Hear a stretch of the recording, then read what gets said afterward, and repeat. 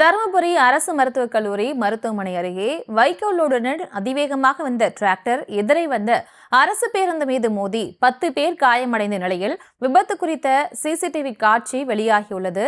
விவரங்களோடு இணைகிறார் எமது செய்தியாளர் வெற்றிவேல். வணக்கம். விபத்தில் இந்த காயமடைந்தவர்களின் எண்ணிக்கை தற்போது எப்படி இருக்கு? அவர்கள் நிலைமை தற்போது எப்படி இருக்கு? வணக்கம் பிரியங்கா. அதாவது பார்த்தோம்னா தருமபுரி பேருந்து நிலையத்திலிருந்து 50 பயணிகளை ஏற்றிக்கொண்டு சேலம் நோக்கி சென்ற அரசு பேருந்து மருத்துவமனை மருத்துவக் கல்லூரி மருத்துவமனை எதிரே டிராக்டர், அதாவது வைக்கோல் ஏற்றி கொண்டு வந்த டிராக்டர் மோதி விபத்துக்குள்ளாந்து.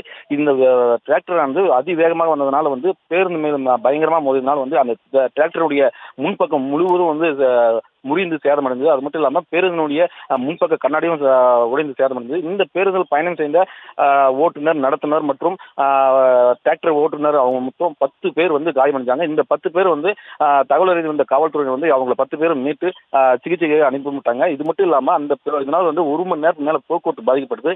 அதனுடைய சிசிடி காட்சி தற்பொழுது வெளியாகி பெரும் பரபரப்பு ஏற்பட்டிருக்கு. இது சம்பந்தமா நகர காவல்துறையினர் வழக்குப்பதிவு செய்து விசாரணை நடத்தி வருகிறாங்க பிரியங்கா. விவரங்களுக்கு நன்றி வெற்றிவேல்.